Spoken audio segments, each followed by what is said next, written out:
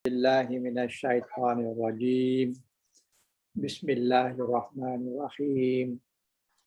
Alhamdulillahirabbil alamin wassalatu wassalamu ala sayyidina Muhammadin asrafil mursalin wa ala alihi washabbihi ajmain. Alhamdulillahillazi arsala rasulahu bil huda wa dinil haqq liyuzhirahu 'ala ad-dini kullihi wa kafa billahi syahida.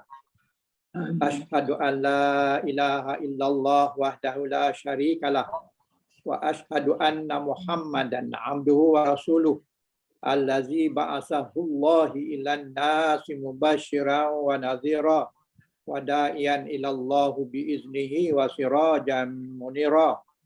Subhanaka la ilma lana illa ma 'allamtana innaka antal alimul hakim. Rabbis shrah li sadri wa yassir li amri wahlul 'uqdatam min lisani yafqahu qawli. Allahumma shalli ala Muhammad wa ala ali Muhammad kama shallaita ala Ibrahim wa ala ali Ibrahim wa barik ala Muhammadin wa ala ali Muhammad kama barakta ala Ibrahim wa ala ali Ibrahim fil alamin innaka Hamidun Majid. Amma ba'du. Alhamdulillah, syukur kepada Allah Taala kerana dengan kehendaknya, dengan keizinannya, alhamdulillah Tuhan kembalikan roh kita sesudah kita tidur malam tadi. Ada juga yang tidur terus dia tak kembali. Maka kalau begitu berlakunya, tak dapatlah kita hadir pada pagi ini bagi membicarakan kita punya ilmu yang popular ini, ilmu yang perlu ini di dalam masalah memahami Al-Quran, insya-Allah. Jadi Tuhan bagi kepada kita, bagi pada umat manusia ini sebagai Quran, sebagai petunjuk. Jadi amat malanglah kalau sekiranya kita baca Quran hanya lepas dekat dengan kerongkong saja, tapi dia tak turun ke bawah, dia tak turun ke dalam hati. Kerana masalah kita tidak mempunyai kemampuan untuk memahami Al-Quran. Jadi untuk tujuan itu, maka kelas ini tujuannya adalah untuk membantu supaya kita dapat memahami sedikit sebanyak tentang Al-Quran. Apabila dah habis kelas kita ni besok, janganlah kita rasa kecewa pula. Tak habis kelas tak faham juga. Sebabnya ini hanyalah asas saja. Asas saja, dan juga banyak lagi ilmu-ilmu lain yang kita kena pelajari untuk sampai kepada memahami Al-Quran. Jadi mudah-mudahan dengan usaha kita yang tanpa mengenal jemu dan tosan, mudah-mudahan Tuhan berikan dia punya hikmahnya supaya kita boleh meneruskan mempelajari hingga ke akhir hayat kita. Semoga dengannya kita diberkati di dalam menghadapi sakaratul maut. Sebab adalah sangat untung sekiranya orang yang meninggal tu waktu dia sedang belajar atau dalam waktu dia belajar. Jadi kita mengharapkan supaya Tuhan insya-Allah mengurniakan kita, setiap seorang daripada kita ini husnul khatimah, mati dengan sebaik-baik mati. Di antara fakta dia yang menunjukkan sebaik-baik mati itu ialah dengan cara mengucapkan la ilaha illallah di akhir kalimah. Jadi nak dapatkan ucapan la ilaha illallah walaupun pendek, walaupun senang, tapi tidak mudah nak dapat. Memerlukan latihan harian. Kita kena selalu mengingati Allah. Kita selalu mengucapkan la ilaha illallah. Semoga dengannya perkataan itu dia lekat di dalam, membasahkan lidah kita. InsyaAllah apabila kita menghadapi sakaratul maut, kita ingat perkataan ini dan boleh kita ucapkan. Jadi siapa yang mati selepas itu, lepas mengucap la ilaha illallah, maka dakhalal jannah, masuk dalam syurga. Mudah-mudahan semua kita adalah orang yang mendapat nikmat seperti itu, insya-Allah. InsyaAllah. Alhamdulillah. Jadi pelajaran kita hari ini adalah kita dah habis membincangkan fa'al madi 3 huruf dicampur dengan 1 huruf, ditambah dengan 1 huruf. Iaitu tambahan dia yang pertama sabdu di atas ain jadi fa'ala yang bermaksud me dan ka. Itu dia punya khususnya lah. Dia punya makna umum dia adalah me dan ka. Kalau fa'ala makna buat, membuatkan. Jadi kemudian sabdu itu juga membawa maksud perulangan, maknanya kerap kali, bukan sekali. Kalau dakhala makna masuk, dakhala makna memasukkan banyak kali. Jadi kerja memasukkan tu banyak kali. Itu makna sabdu di situ. Kemudian kita telah juga bincang tentang fa'al madi tambah 3 huruf. Tambah 1 huruf, tambah 1 huruf iaitu alif. Yang mana alif tu duduk antara fa dengan ain. Jadi dapatlah wazan dia fa'ala. Fa'ala. Jadi fa'ala itu adalah perbuatan yang menunjukkan menunjukkan musyarakah, menunjukkan dua belah pihak, bukan seorang. Jadi kalau sekiranya makna tambah alif itu adalah menunjukkan perbuatan itu memerlukan dua belah pihak. Setidak-tidaknya 2 orang. Kita ambil contoh macam bersalam. Bersalam tu kalau salam seorang tak boleh. Jadi ada 2. Ataupun bertengkar. Bertengkar pun kalau seorang tak boleh, tak jadi tengkar. Berdebat. Begitulah seterusnya. Jadi dalam hal ini alif yang ditambah antara fa dengan ain itu adalah menunjukkan perbuatan yang dilakukan antara 2 belah pihak, bukan seorang. Kemudian lagi satu kita dah bincangkan agak lama juga 3 minggu tambah hamzah. Jadi af'ala. Af'ala juga maksud dia adalah menangkan. Tetapi yang ini tidak berulang. Yang ini tidak menunjukkan berulang. Tapi menunjukkan pengkhususan. Maknanya perbuatan itu khusus. Khusus macam mana? Khusus seperti contoh macam jamaah, berkumpul. Jadi kalau sekiranya perkataan berkumpul itu dicontohkan macam apabila hari hujan, maka berkumpullah binatang di dalam rebannya sebagai contoh, ataupun kambing. Apabila hari hujan, maka berkumpullah kambing di dalam reban sebagai contoh. Jadi berkumpul itu bukannya sengaja. Itu tak sengaja.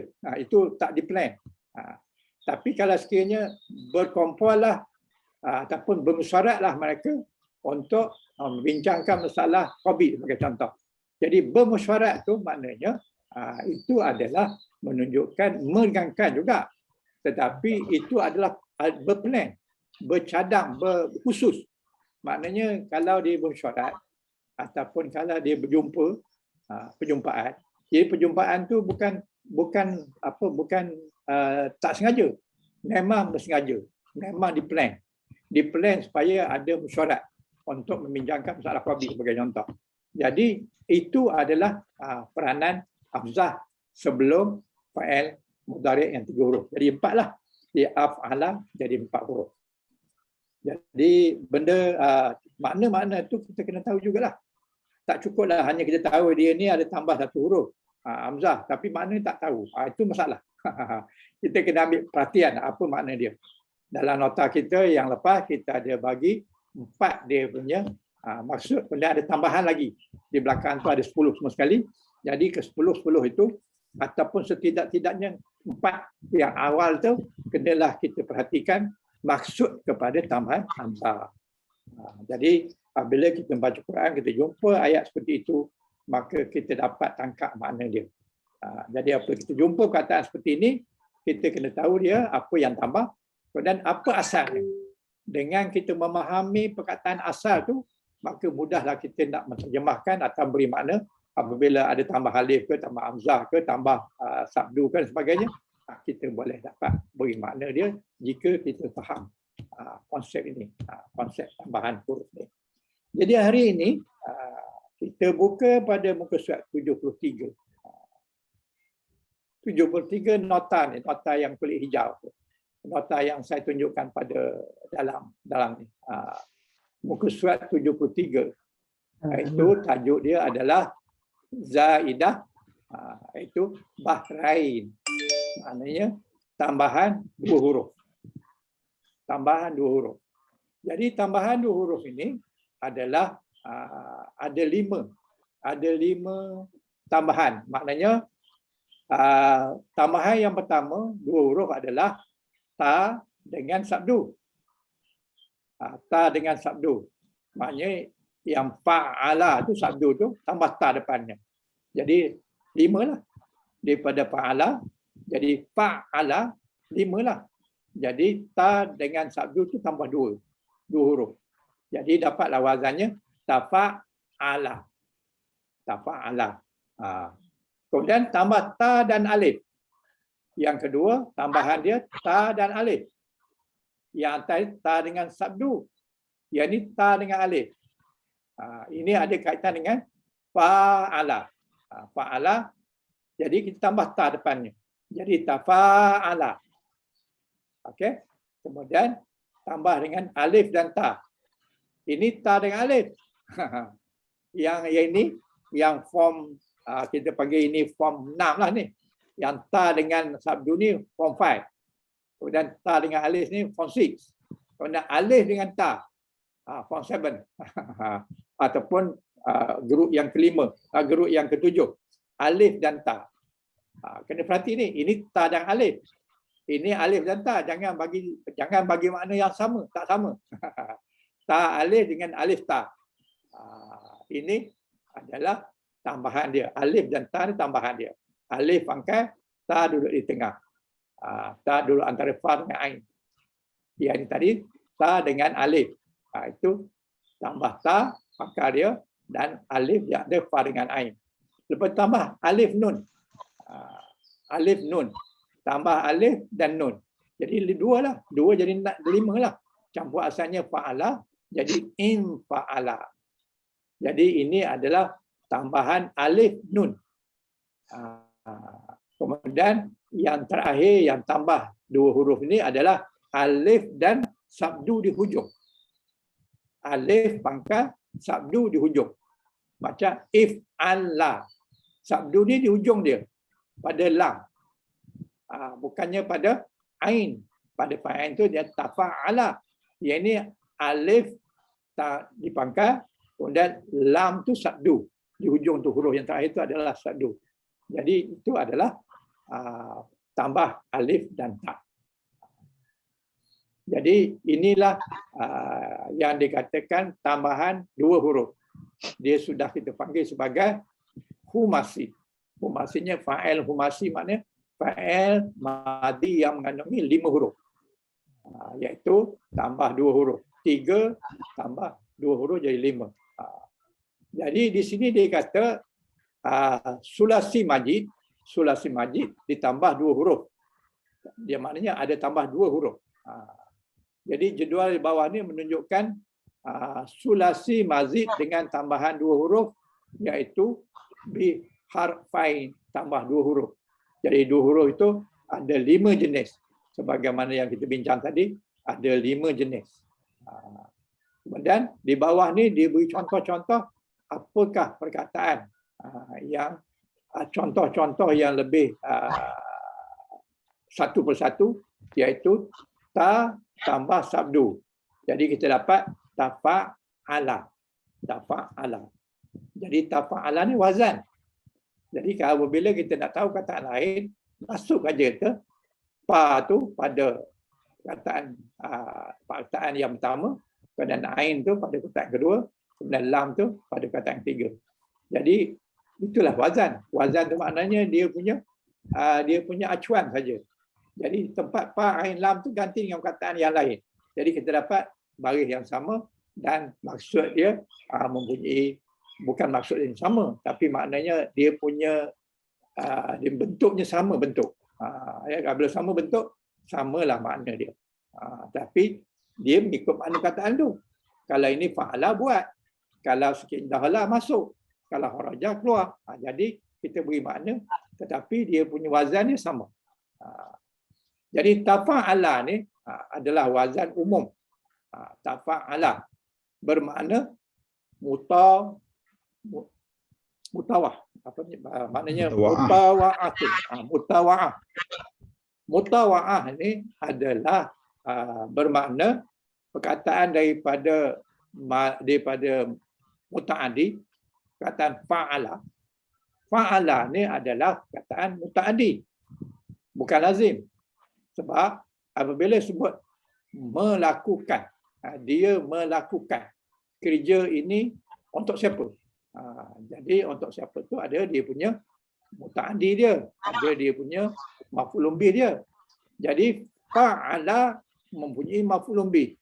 Apabila dia jadi tafa'ala, dia tak ada maf'ulun bih. Dia sudah jadi lazim. Jadi banyak yang kita belajar daripada lazim kepada mutaaddi. Bagi contoh fa'ala, dia telah buat ataupun dia telah keluar, itu adalah lazim.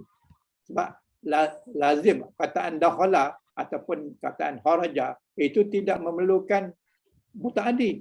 Dia telah keluar, habislah cerita. Dia telah masuk, habislah cerita. Tapi apabila dia telah memasukkan, dia kena ada dia punya maf'ulun bih. Tapi apabila kita tambah pula tafa'ala, dia balik kepada menjadi lazim.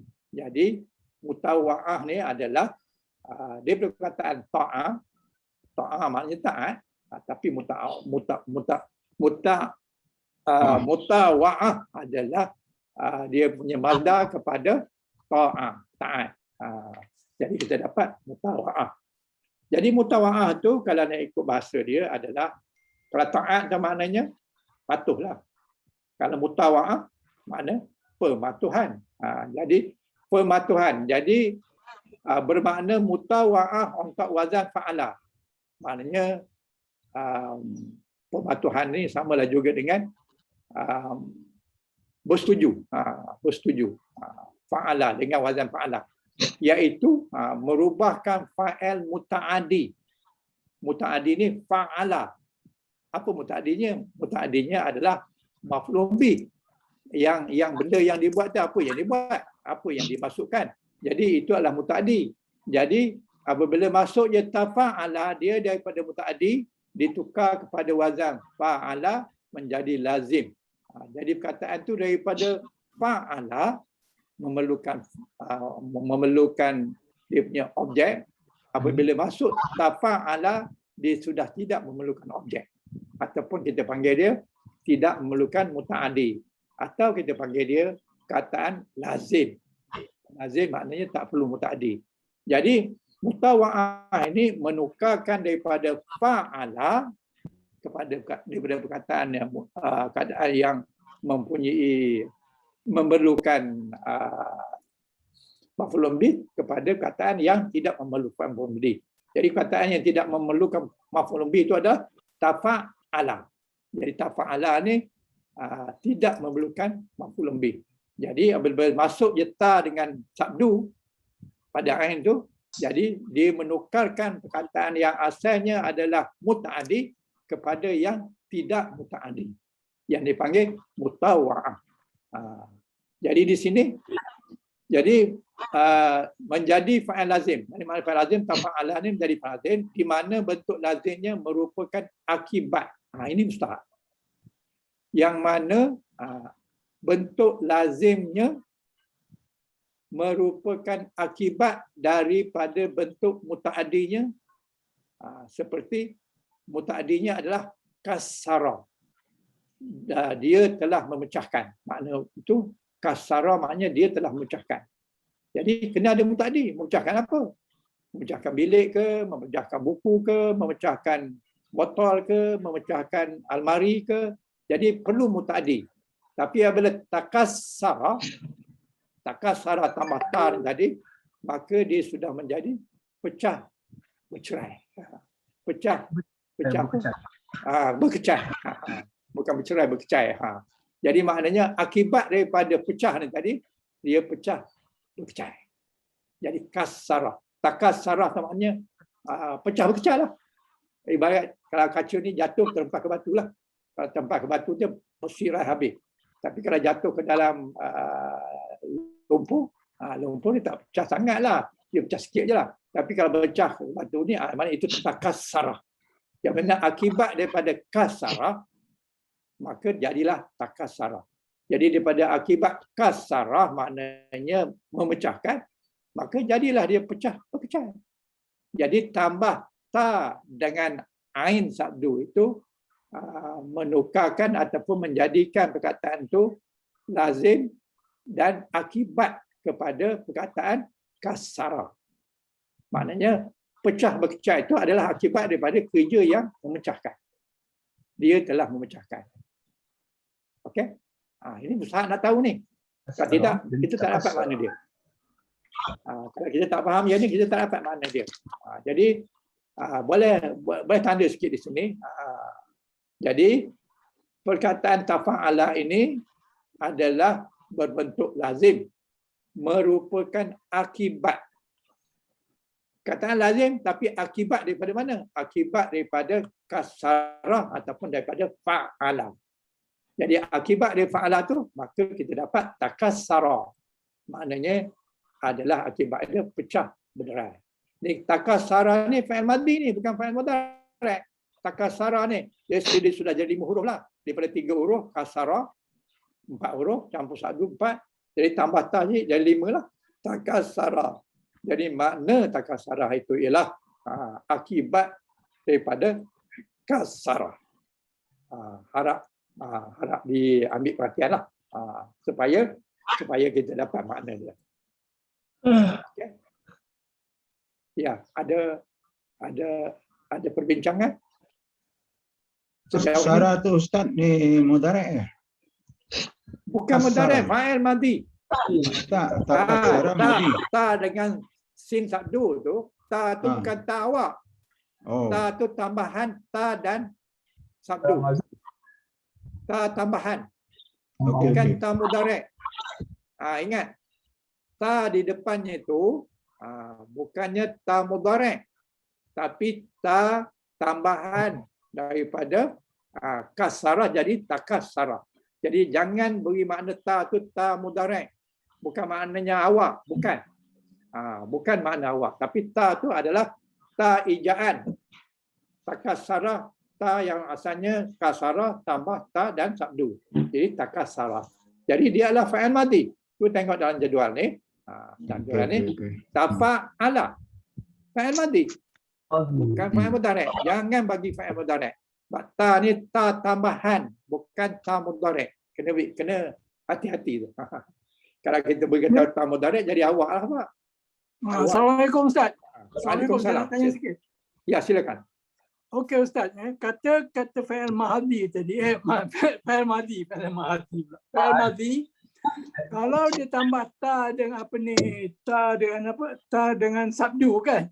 Ya. Ta dengan sabdu fa'il madhi. Okey. Ya. Bolehkah dikatakan kalau kita nak mulakan itu makna itu pecahan dia telah pecah ataupun mana dia punya apa tu? Ada comel dia mana tu? Okey. Okey, cuba tengok dalam jadual ni. Okey. Dalam jadual ni tafa'ala. Okey. Tafa'ala maknanya dia telah pecah berkecai.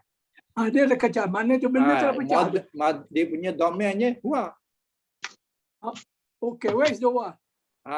Huwa tu tersurutlah, tersembunyi. Macam juga fa'ala. Fa'ala, fa'il madhi. Fa'ala dia telah.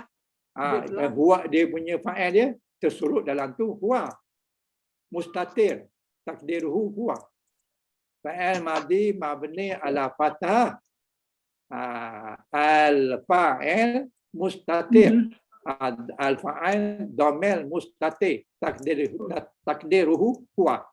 Jadi maknanya dalamnya ada huwa. Apa yang pecah? Dia tu apa? Dia tu boleh jadi macam-macam lah. Kalau kita katakan pecahan lah, katalah pecahan tu dah ada, dia dah pecah lah tu. Mana pecahan lah tu? Bukan pecahan. Ini bukan makna pecahan ni. Ini fa'il. Kalau pecahan sudah jadi mazdar. Ini fa'il. Dia telah pecah berkecai. Ini tafa'ala ni ataupun kita ambil takassara. Takassara tu maknanya dia telah pecah berkecai. Okey, berkecai. Akibat daripada kasara. Kasara. Kasara tu dia telah memecahkan. Apabila Maknanya kalau kita Ya. pakai kasara, dia nakkan objek. Kan? Dia nakkan kalau objek. kasara dia perlukan objek. Kalau tak kasara, dia tak nak objek. Kasara tak perlukan objek. Fa'il madi yang tak perlu objek. Fa'il madi yang tak perlukan objek. Okey? Macam kita ambil contoh tidur. Dia telah tidur. Tidur. Apa objek dia? Tak perlu objek. Perkataan Tak ada, tidur tak ada. tak perlu objek. Tapi kalau dia menidurkan, itu sudah perlukan objek. Menidurkan. Menidurkan siapa? Anak dia, cucu dia dan sebagainya. Jadi perlukan objek. Tapi kalau dia telah tidur, dia tak perlu objek. Itu maknanya fa'il lazim. Jadi yang ini tafa'ala ni menunjukkan dia telah pecah berkecai. Ini adalah fa'il madi lazim yang tidak memerlukan muta'addi. Tapi la kasara itu adalah memerlukan objek. Sebab dia memecahkan. Memecahkan apa? Kaca ke, almari ke, atau whatever lah. Ada objek dia. Jadi dalam kataan tafa'ala ni tak perlu objek. Dia telah pecah berkecai, itu saja. Tak ada perlukan apa yang dipecah, itu tak timbul masalah. Sebab ini adalah tafa'ala, maknanya dia telah pecah berkecai. Ya, dia itu mungkin kaca, mungkin rumah, mungkin bukit, mungkin apa sajalah. Itu dia di dalam ni. Jadi kalau fa'il mudhari' dia barulah kita tambah ya. Okay. Tambah ya di depan ta. Jadi Dia telah yatafa'alu. Ini fa'il mudhari' dia. Makna sedang. Sedang ataupun akan. Kalau ini sudah. Dia telah pecah berkecai. Yatafa'alu, dia sedang atau dia akan pecah berkecai. Tapi apabila tafa'ula, ain ni bagi dhamma. Ambil perhatian. Ain ni bagi dhamma. Masdar dia ain daripada baris atas menjadi baris dhamma. Jadi kataan tu kalau kita tengok daripada fa'il madhi ni sama je. Cuma yang ni lam tu baris atas dua kerana ada alif. Kalau tak ada alif tu baris satu saja. Jadi seolah-olah macam fa'il madhi juga. Okay. Tapi apabila nak bezakan fa'il madhi ni dengan masdar, ialah ain dia berbaris dhamma. Yang ini fa'il madhi dia ain dia baris atas. Tetapi kalau masdar dia adalah berbaris dhamma. Jadi tafa'ula. Tafa'ula bermakna masdar lah. Terbitan daripada tafa'ala. Kalau ini dia telah pecah berkecai, ini dia telah, ini bukan dia telah lah. Jadi makna Pecah. pecah. Pecah. Bahasa Melayunya payah sikit nak beri makna. Itulah. Jadi maknanya pecahan yang berkecai. Pecahan yang sesungguhnya pecah lah, berkecai. Bukan pecah sikit-sikit. Kalau ibarat botol ni bukan kepalanya saja yang tanggal, tetapi berkecai ni maknanya dengan kepala dia, dengan dia punya dasar dia, dengan badan dia semua sekali berpisah, berkecai. Jadi maknanya pecahan yang berkecai. Masdar kepada tafa'ala. Jadi dia lebih kompleks lah daripada yang 2 huruf, yang 3 huruf ataupun yang 4 huruf. Jadi ini 5 huruf. Jadi makna dia pun agak kalau bahasa Melayu dia banyaklah tambah kataan dia. Tapi kalau bahasa Arab ini saja. Ain saja.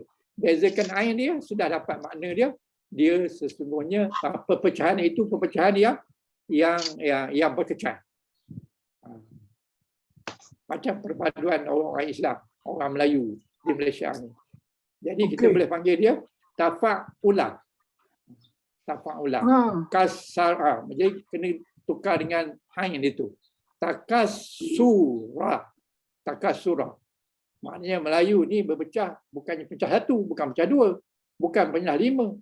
Sekarang ni kita dapati dipopularkan dengan Melayu pecah 6. Ataupun pecah 7. Itu takasara lah tu. Perpaduan Melayu ni sekarang ni dalam bentuk takasara. Kalau dia punya mudhari' ni mazda dia tafakula, tafakura. Ain.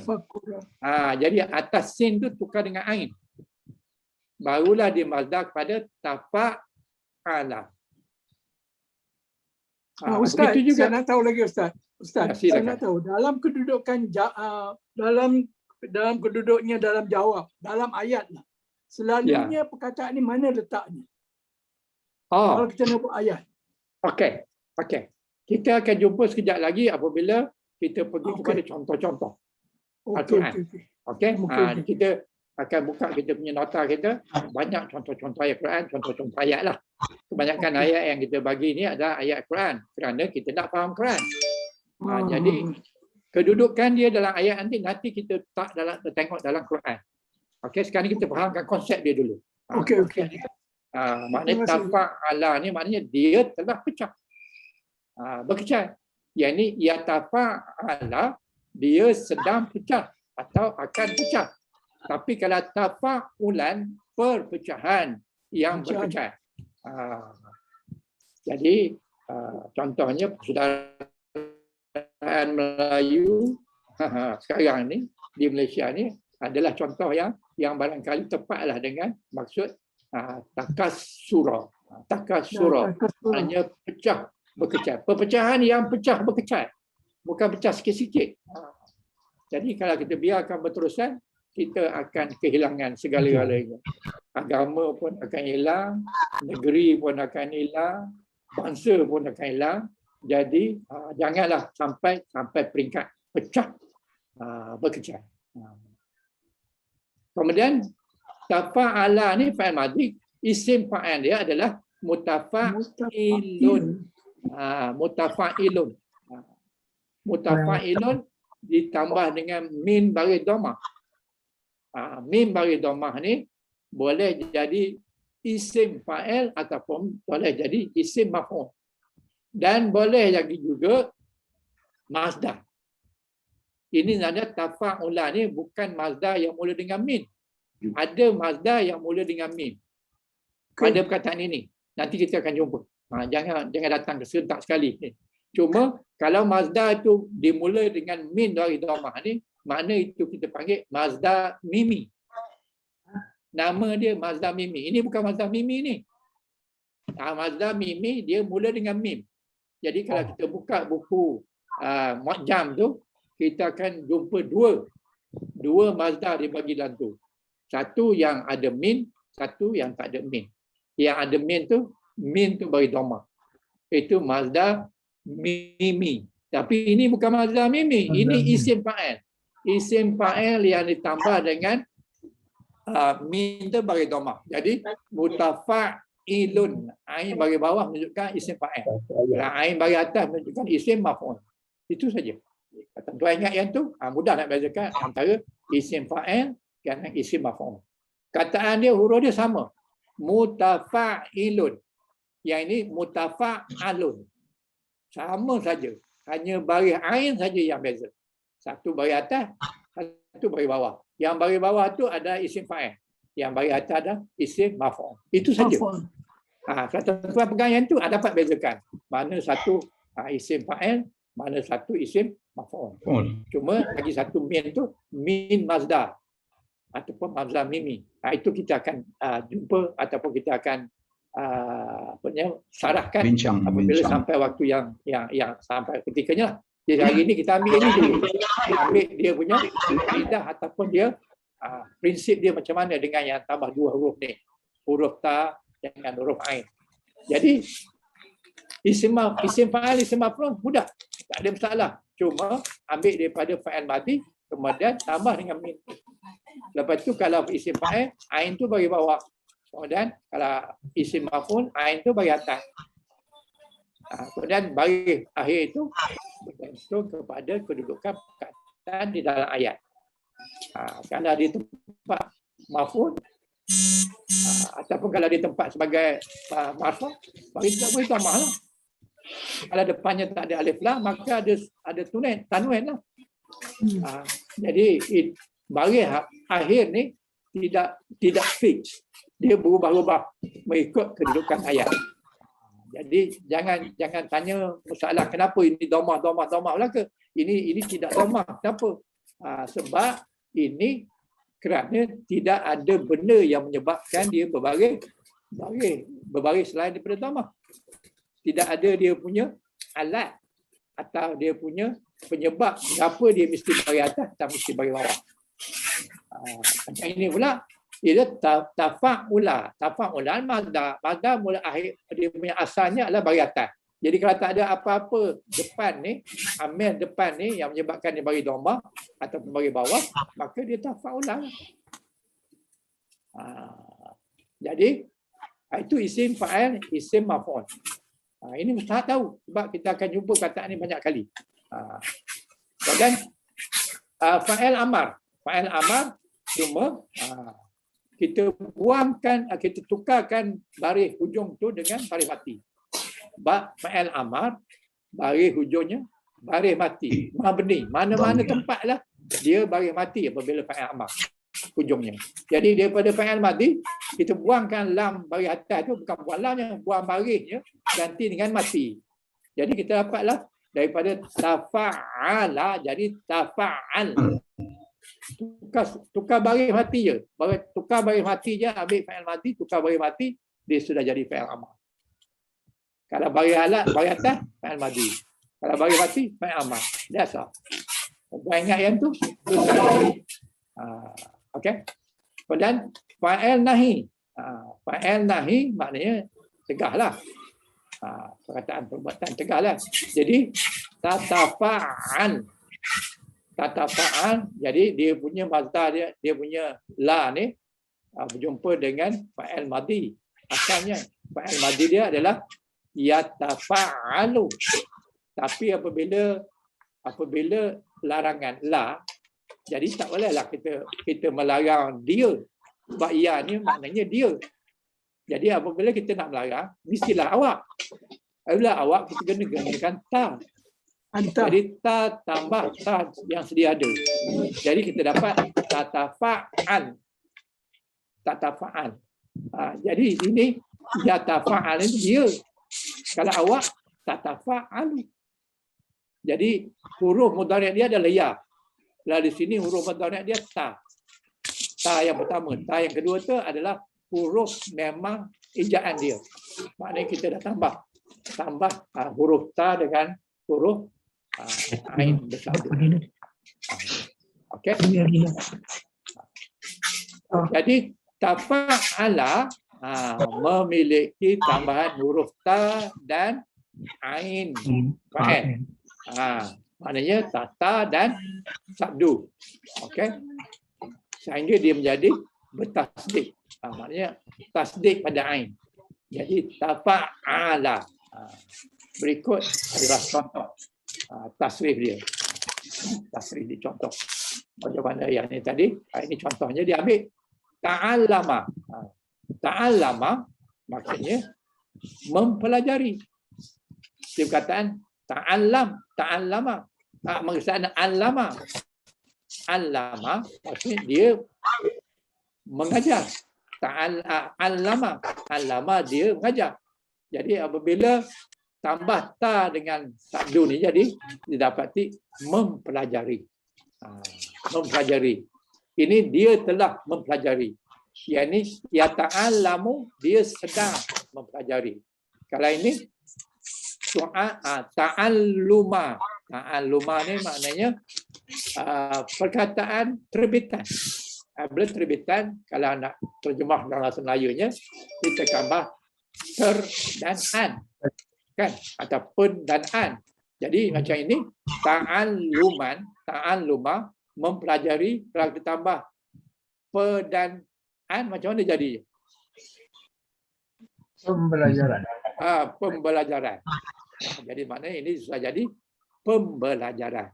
Jadi ta'alluma, pembelajaran. Okey. Jadi ini mustahak faham ni. Mustahak faham fa'il madi, fa'il mudhari' dan fa'il dan mazdar. Jadi pembelajaran, mempelajari pembelajaran. Jadi isim fa'il dia Macam tadi juga ain dia, tapi di sini bukan ain lah, sini lam. Jadi muta'allimun. Alam bawah, bagi bawah tu maksudnya isim fa'il. Maknanya orang yang mempelajari. Manakala orang yang dipelajari muta'allamun. Muta'allamun, orang yang dipelajari ataupun orang yang mengajarlah, muta'allim. Jadi maknanya gurulah. Kemudian isim fa'il dia ambil balik fa'il madhi tadi, matikan min. Jadi apabila kita ambil fa'il madhi ta'allam, jadi ta'allim. Ta'allim itu kan selalu kita gunakan. Orang Melayu selalu gunakan ta'alim. Maknanya ta'alim di sini adalah mempelajarilah. Fa'il amar. Mempelajarilah. Dan fa'il nahi la tatakallam. La tata'allam. Jadi jangan kamu mempelajari. Apa dia? Ilmu sihir. Kerana mempelajari ilmu sihir itu boleh menyebabkan jatuh syirik. Ustaz bising lah. Itulah. Mintalah maafkan dia punya. Yang lain aku kena off the mic please.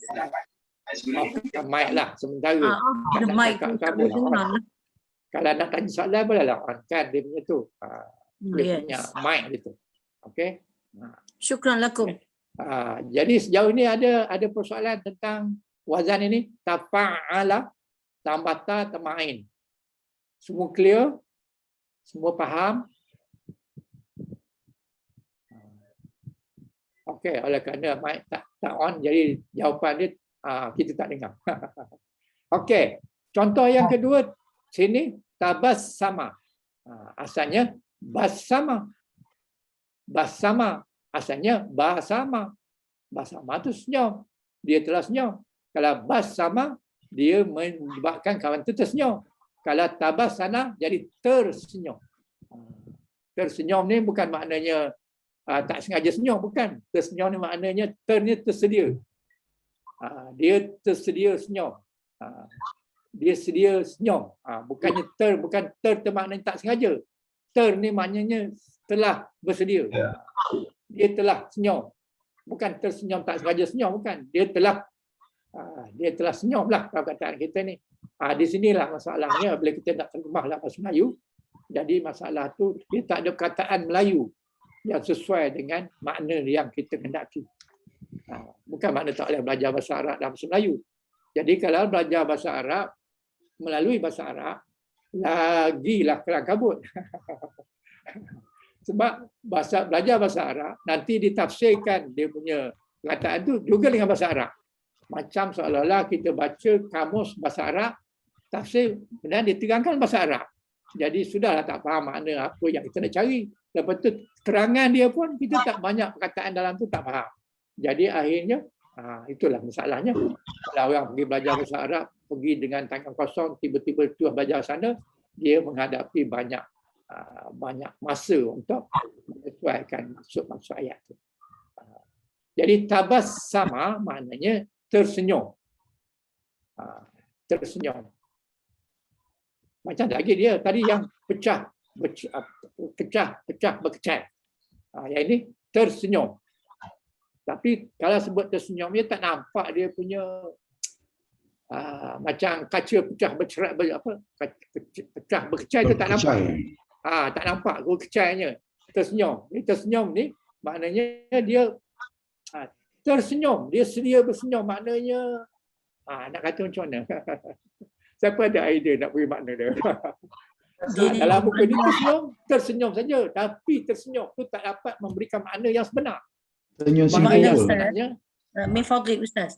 Adakah dia ni bermakna dia sedia ada muka dia memang muka tersenyum aja kan? Maksud macam tu. Sedia ada muka dia memang sentiasa muka tersenyum. Is it like that? Okey, maksud dia begini. Dia tersenyum ni adalah akibat daripada perkataan basama.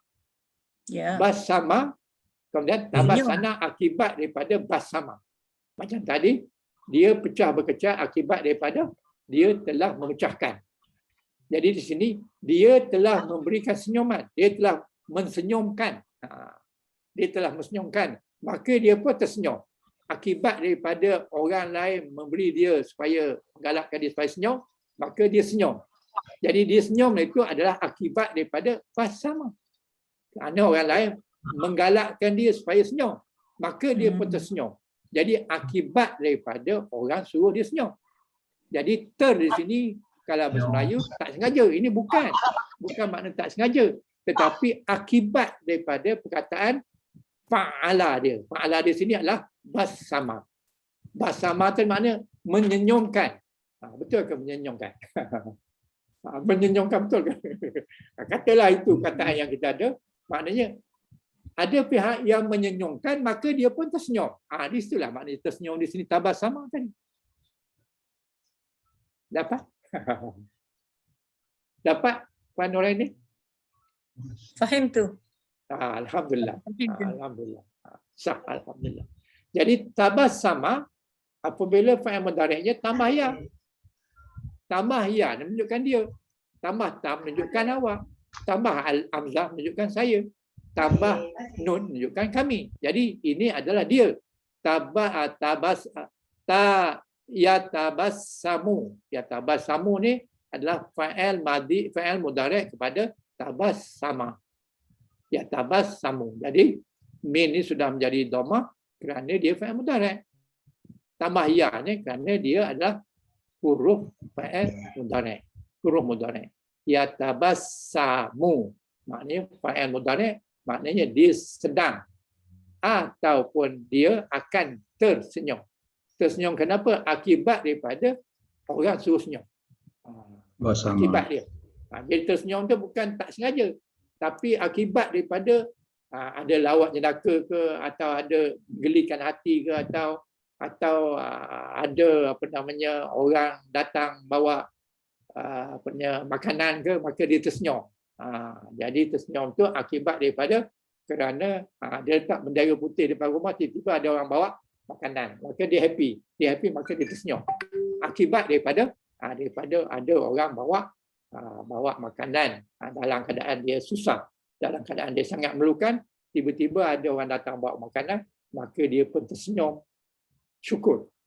Tersenyum syukur. Jadi masdar kepada tabassama, sin tu kena dibaris dhammahkan. Macam yang atas tadi, ta'alluman. Maka ini tabassuman. Tabassuman. Kalau ada alif lam, tabassuma. Kalau depannya ada kataan min daripada atau an daripada tabassumi. Tabassumi bagi bawah. Kalau sekiranya depannya ada amil yang menyebabkan dia bagi bawah, maka kita letak min bagi bawah lah. Kalau ada alif lam, kita tinggalkan min bagi satu. Kalau tak ada alif lam, kita letakkan min bagi dua. Okey, tapi asal dia adalah bagi atas. Masdar ni asal dia bagi atas. Tapi apabila ada benda amil dia di depan, maka kita kena ikutlah perintah amil. Nama pun amil. Jadi kita kena ikutlah. Kalau ada perkataan yang jar sebagai contoh, maka jar dia menyebabkan dia bagi bawah. Jadi kenalah bagi dengan tabassumi. Min. Min. Kalau tak ada alif lam. Kalau ada at-tabassumi. Bagi bawah. Jadi bagi atas, bagi bawah ni adalah tergantung kepada kedudukan dia di dalam ayat. Okey. Kemudian isim fa'il. Isim fa'il maknanya orang yang tersenyum. Jadi kita ambil mutabassimun. Bagi isim bagi bawah. Sebab isim fa'il. Kalau isim bagi atas, maknanya mutabassama, orang yang disenyumkan. Orang yang disenyumkan atau benda yang disenyumkan. Maknanya kalau fa'il amar, tabassam. Tabassam maknanya arahan. Maknanya senyumlah. Ataupun sedialah untuk bersenyum. Begitulah maksudnya. Tapi kita dapat perkataan Melayu yang satu patah tak ada. Jadi kalau fa'il nahi tambah ta. Ta ni tak awak. Jadi la tatabassam. jangan awak tersenyum-senyum. Jangan awak tersenyum.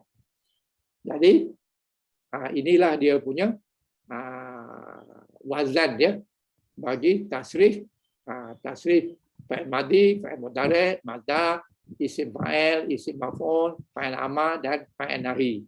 Ini adalah dia punya asas dia. Asas tasrif dia, inilah kataan dia. Bermakna asas ni kita kena ambil perhatian. Kita kena tahu bila masuk bagi dhammah dia, bila masuk bagi atas, bila masuk bagi bawah dalam bentuk fa'il madhi, fa'il mudhari', mazdah, isim fa'il, isim maf'ul, isim fa'il amar dan fa'il nahi.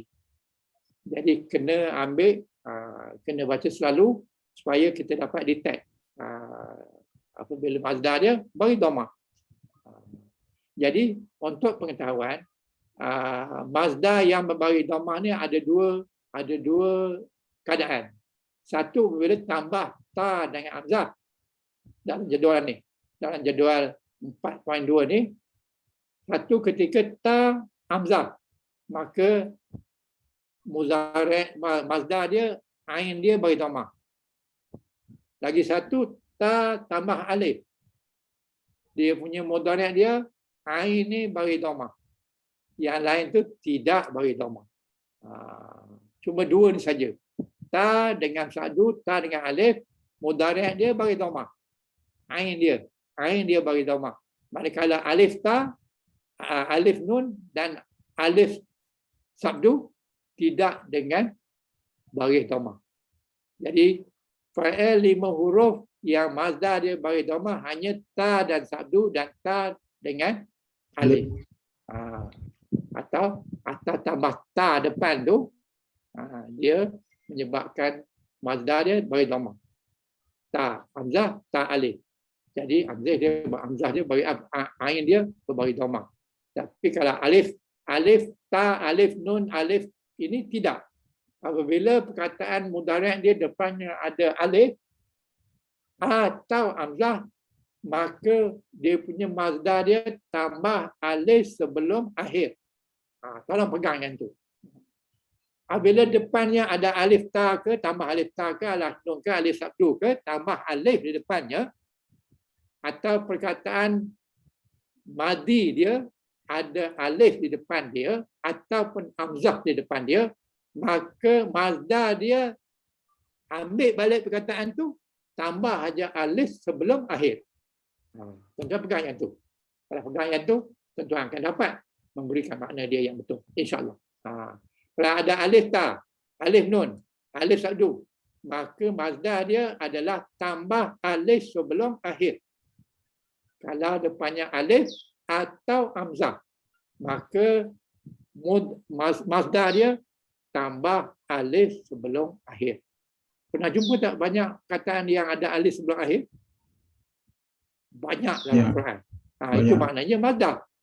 Mazdah kepada apa? Mazdah kepada depannya ada alif ataupun hamzah. Depan pada fa'il madhi. Sebagai contoh di sinilah. Ifta'ala, infa'ala, if'alla. Jadi semua ada alif, ada alif depan dia. Maka mazdah ditambah pada mazdahnya tambah alif sebelum akhir. Jadi hamzah ni sebenarnya adalah hamzah, alif ni adalah hamzah wasal. Alif ni adalah hamzah wasal. Tetapi kita tambah alif di sebelum akhir, bukan tambah hamzah wasal, tambah alif. Tuan-tuan kena biasa membezakan antara hamzah wasal dengan alif hamzah qata'. Yang dulu kita lah bincanglah secara ringkas. Hamzah qata', hamzah wasal, alif. Jadi sekarang ni alif ta ni adalah hamzah wasal. Alif nun ni hamzah wasal. Alif sabdu ni hamzah wasal. Tapi alif yang ditambah sebelum akhir ni bukan hamzah wasal, alif. Dia adalah alif, bukan hamzah wasal, bukan hamzah qata', dia adalah alif. Alif itu membawa akibat atau membawa kesan kepada jadi mad. Jadi ini if ta'ala. Kena panjang sikit. Kalau tajwid kata kena 2 harakat lah. Jadi infa'ala. Jangan baca infa'ala. Jangan baca ifta'ala. Jadi kalau ifta'ala tak ada alif ni. Bila kita sebut ifta'ala, maknanya alif tu tak ada. Jadi nak menunjukkan kalau tak ada, dia maknanya dia bukan mazdar. Jadi nak menunjukkan dia mazdar, kena ifta'ala. Yang ini infa'ala. Ini if'alala. Jadi ada alif mat dia. Dan alif ni alif mat. Bukan alif hamzah qata', bukan hamzah wasal. Jadi ini tambah alif sebelum akhir. Ini pun tambah alif sebelum akhir. Ini pun tambah alif sebelum akhir. Tapi tidak yang dua di atas ni. Ta depan ni bukan tambah alif. Tapi tukarkan ain dia kepada baris dhammah. Asalnya baris atas. Macam ini. Tafa'ala, ain baris atas. Tapi apa Ibn Ghazali aja? Tafa'ula. Huruf yang sama dengan fa'il madhi ataupun fa'il mudhari' ada yang. Jadi huruf tafa'ala ni sama hurufnya dengan mazdar dia. Cuma ayat ini baris ain ditukar kepada dhammah. Jadi baris ain ditukar kepada dhammah sudah bawa maksud yang sangat jauh antara perbuatan tafa'ala fa'il madhi dengan tafa'ula adalah mazdar. Sangat jauh makna dia. Kalau ini perbuatan, yang ini bukan perbuatan, ini nama. Ini nama, isim mazdar. Jadi kalau ada ain berbaris dhammah sebelum akhir, maka itu adalah menunjukkan dia punya asal dia ada tambah ta dan sabdu ataupun tambah ta dengan alif. Min fadlik Ustaz. Tafadhali. Ustaz kata tadi, tambah alif, alif di akhir sekali ke ataupun sebelum daripadanya? Macam Sebelum di sini akhir. bermakna yang kita kata alif berbalik ain alif. Ain alif, yang alif itu yang dimaksudkan di situ ke ataupun lam alif, alif yang di akhir tu? So maksud dia ain alif. Alif itu yang dimaksudkan dengan alif apa tadi? Alif mat Yang contoh yang mana tu? Yang alif ta ke? Masdar. Ada Alif ta ke? masdar. Ada masdar tu. Yang ni ya? Ustaz kata, Yang ni? yes saya. Naam. Okey. Ifti'ala. Ya. Ifti'ala. Jadi bermakna alif yang dimaksudkan dengan penggantian alif tu, adakah alif yang ain alif tu alif di situ ke ataupun alif yang lam alif tu? Lam alif tu ada kerana dia duduk di ujung perkataan. Lam tu berbagi dua. Setiap perkataan isim yang akhirnya ada tanwin baris atas. Tolong ambil yang ni. Setiap isim yang di hujungnya berbaris dua huruf selain daripada hamzah dan ta marbutah. Kalau dia berbaris dua duduk di hujung, maka kita kena tambah alif. Jadi alif di sini, alif menunjukkan dia berbaris dua. Ini bukan ada mat apa-apa, tak ada. Ini alif ni menunjukkan lam ni baris dua. Kalau lam ni baris satu, alif ni kita buang. Kalau katanya kita baris satu, al-ifta'ala. Bukan ta'alan. Tapi oleh kerana ini tak ada alif lam depan, maka kita kena letak tanwin. Apabila tanwin ni berbaris atas, wajib kita tambah alif.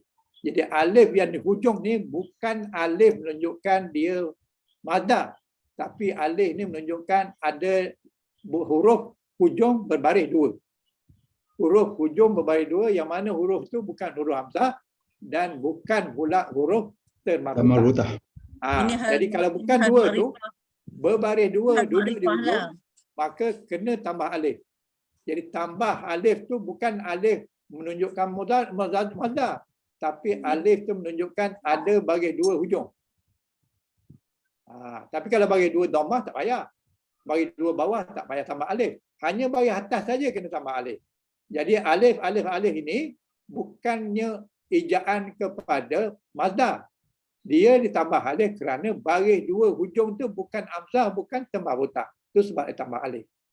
Manakala alif yang ditambah ni sebelum akhir. Jadi perkataan ni asalnya adalah lam yang akhir sekali.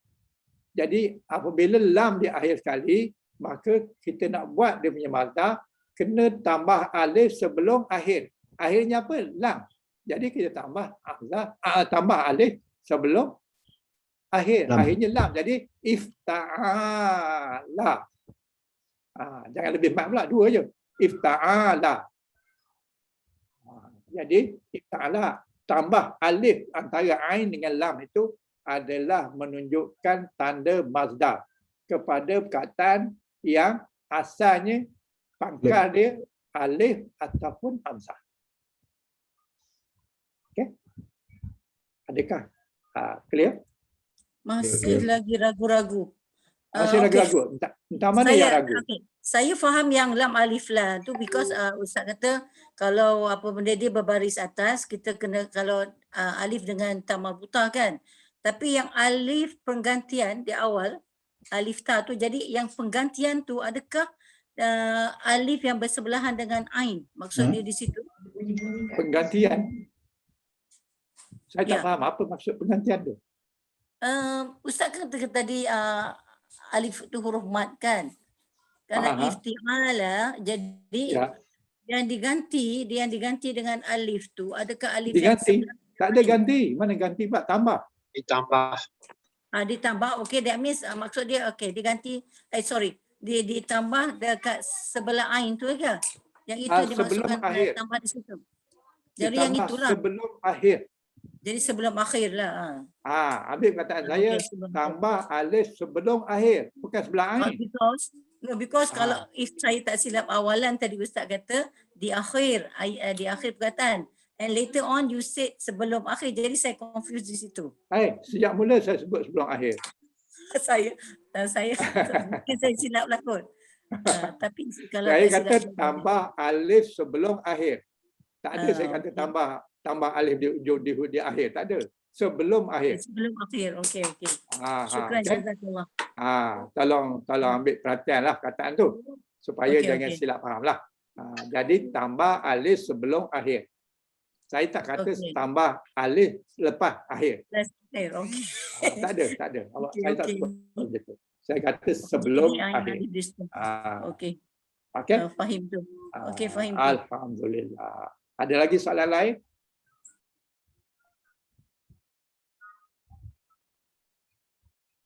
Ada lagi soalan lain? Tak ada. Tak ada. Cuba kita tengok lagi muka surat 74 tu. Abang Ujang namanya.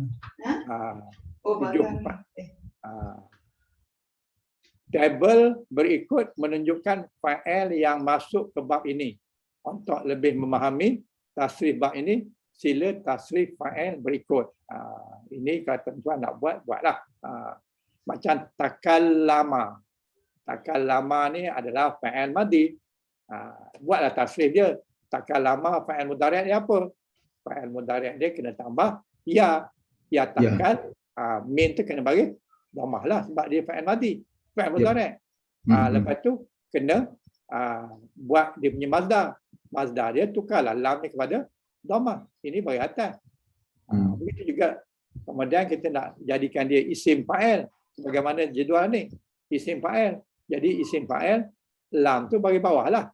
Jadi takallama ni, lam ni bagi bawah lah. Barulah dia jadi isim fa'il. Tapi kalau isim maf'ul, naikkan ke atas. Kalau fa'il fa'il amar, kita matikan saja ujungnya. Perkataan min ni kita matikan, huruf min ni kita matikan. Jadi kita dapatlah dia fa'il amar. Kemudian kalau kita nak buat fa'il nahi, yang fa'il madi tadi, fa'il amar tadi, kita tambah la dan tambah ta. Jadi dapat la tatakallam. La tatakallam maknanya jangan kamu bercakap. Jangan kamu berbicara. Jadi ini adalah contoh-contoh perkataan-perkataan yang ditambah dengan ta dengan lam dan makna dia.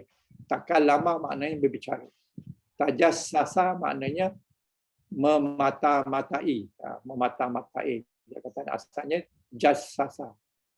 Kemudian tasabbaha maknanya menyerupai. Dia perkataan sabbaha. Sabbaha asalnya lagi adalah sabaha. Sabaha adalah maksudnya serupa. Kalau sabbaha menyerupakan. Kalau tasabbaha menyerupai ataupun terserupai. Maknanya akibat daripada sabbaha. Sabbaha akibat dia tasabbaha menyerupai. Bahasa Melayu tak ada. Tak boleh nak Tak boleh nak dapat perkataan satu perkataan yang boleh memberi makna sebagaimana yang sepatutnya makna dia ni. Tafakkara, memikirkan. Dia perkataan kasar, fakara.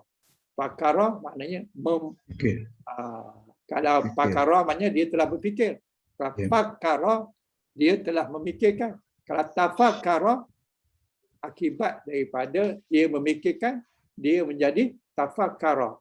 Yang juga diberi makna memikirkan. Sebab apa? Tak ada bahasa Melayu yang sesuai untuk diberi makna. Sebab ini adalah menunjukkan akibat. Sedangkan makna memikirkan itu tidak sangat menampakkan akibat. Akibat daripada fakara. Fakara maknanya dia telah memikirkan. Memikirkan apa? Memikirkan masalah COVID tak selesai-selesai. Tapi apabila tafakkara, dah sudah. Tak ada perkataan Melayu kita nak beri. Jadi dia bagilah sini memikirkan juga. Sedangkan memikirkan ini adalah fakara. Tidak menunjukkan akibat. Jadi sebenarnya tafakkara ni menunjukkan akibat memikirkan. Akibat daripada memikirkan. Jadi apa perkataan? Terfikirkan. Tak kena juga. Memikirkan. Serupa dengan fakara. Habis itu nak beri makna apa? Dia tak ada makna, dia bolehlah memikirkan. Tapi makna memikirkan itu tak sama dengan maksud tafakkara. Sebab tidak ada perkataan bahasa Melayu yang tepat untuk beri makna tafakkara. Takadabur. Tadabur. Begitu juga ni. Memikirkan. Memikir. Maknanya akibat daripada fakara. Macam ni. Tadabbara. Tadabbara. Tadabbara dia berarti bertadbur, bertadbur. Yalah, dia tak, maknanya tak lengkap lah. Jadi kita ambil perhatian lah. Bila tabah ni, ta dengan ba ni maknanya akibat daripada tak ada ta tu. Tak ada ta tu macam ni, dabbara. Jadi akibat daripada dabbara, maka jadilah tadabbara. Tadabbara masuk dalam bahasa Melayu tak ada. Jadi ditulis sini bertadabur.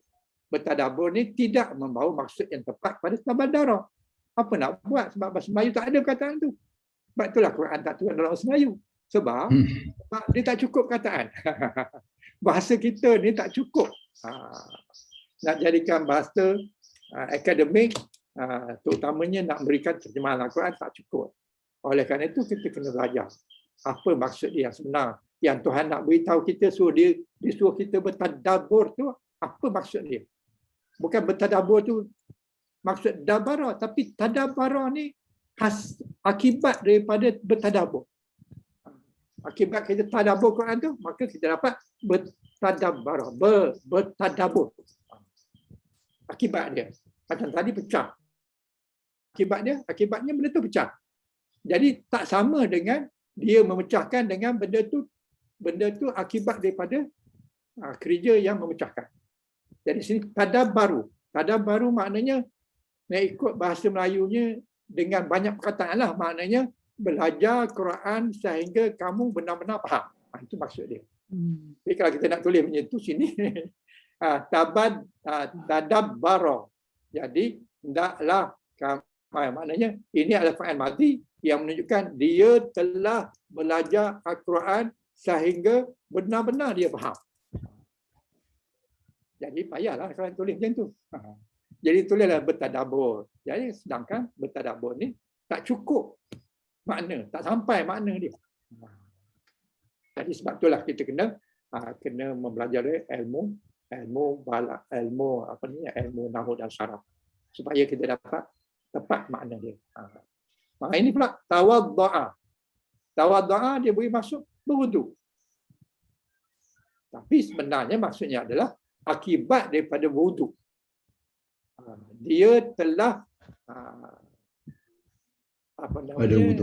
melakukan wudu akibat daripada tawaddu'a.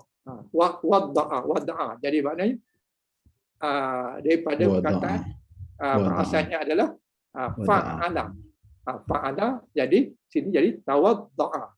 Jadi dia telah berwudu. Jadi kalau berwudu ni memanglah tak tepatlah sebagaimana yang ni juga tak tepatlah. Tapi oleh kerana tak ada perkataan lain, maka kita terimalah dia tawaddu'a ni maknanya berwudu. Berwuduk.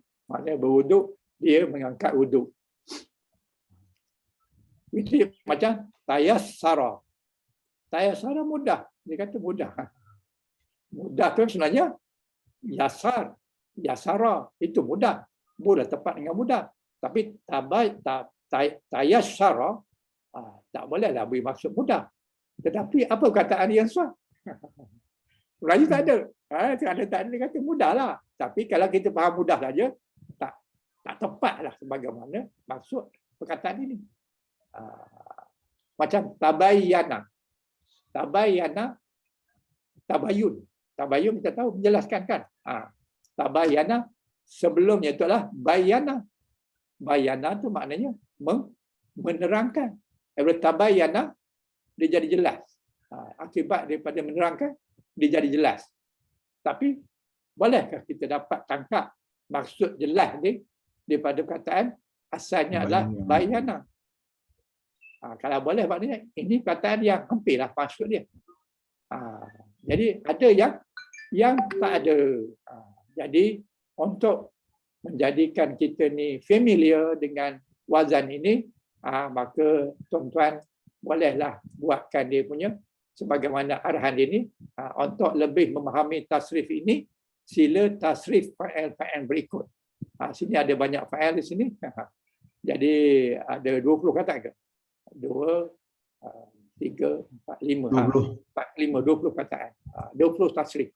Kalau tuan-tuan nak lebih lebih memahamkannya, maka buatlah tasrif ni. InsyaAllah. Latihan. Buatlah latihan ini. Okey. Sekarang kita kalau tak ada soalan dah, kita beralih kepada maksud. Apakah maksudnya tambah ta dan sabdu selain daripada yang diterangkan dalam buku ni. Kita pergi pada nota kita. Nota kita yang saya bagi itulah. Yang ni.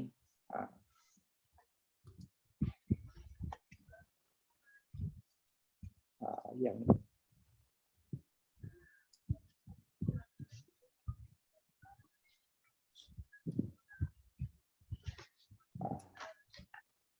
Okey.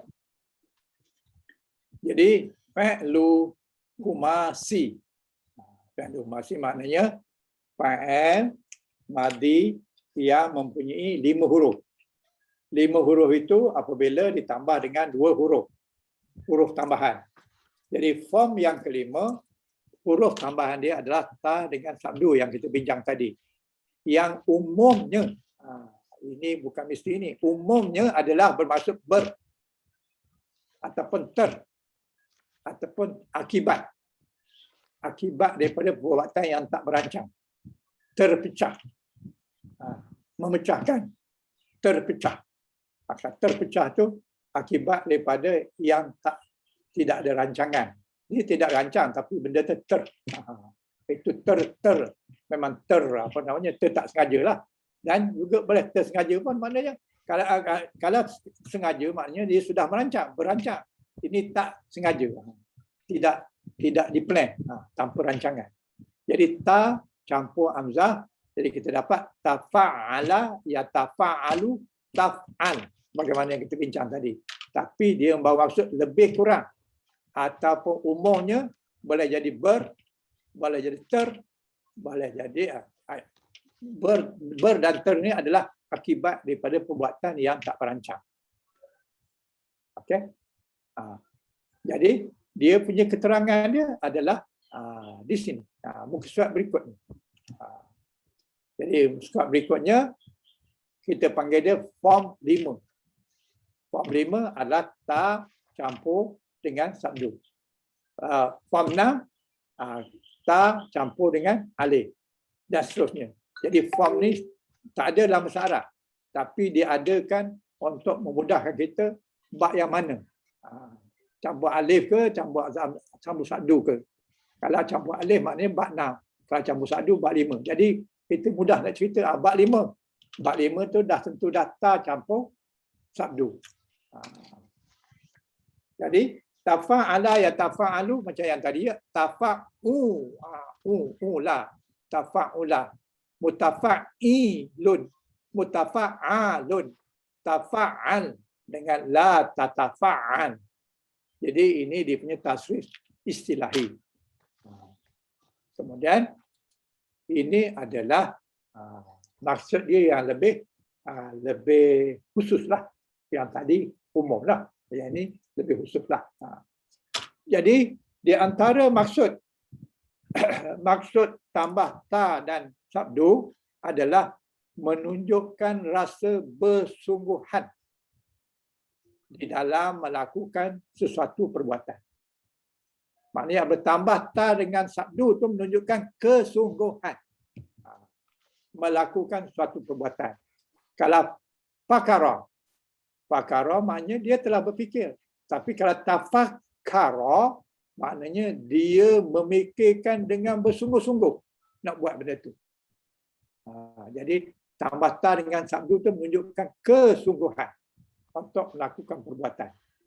Contoh yang dibagi sini, fakara mudiru fi amalihi. Jadi fakara telah berfikir.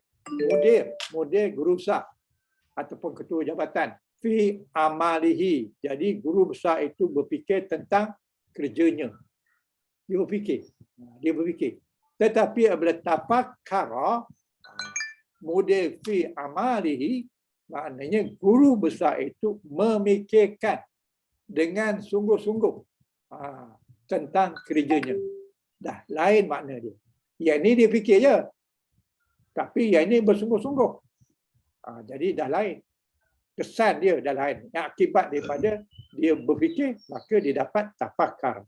Maknanya dia bersungguh-sungguh, berhempas pulas, memerah otak, memikirkan bagaimana nak mudahkan kerja dia supaya semua student dia dapat 4 flat sebagai contoh. Semuanya dapat A sampai dalam peperiksaan sebagai contoh. Maknanya dia berfikir bersungguh-sungguh. Kalau ini dia fikir je. Dia fikir gitu saja. Dia nampaklah dia punya kesengajaan dia tu dengan yang ini menunjukkan kesungguhan. Berfikir. Jadi yang ini menunjukkan berfikir bersungguh-sungguh tentang kerjanya. Yang ini guru besar itu berfikir tentang kerjanya, tak adalah dia punya unsur-unsur bersungguh-sungguh. Jadi kalau nak bersungguh-sungguh, kena tambah ta dan sabdu. Nampak bersungguh-sungguh. Macam kata dakhala. Dakhala, dia telah masuk. Kemudian, tadakhala, maknanya, kalau di sini maknanya, dakhala Zaidun fi masyru'.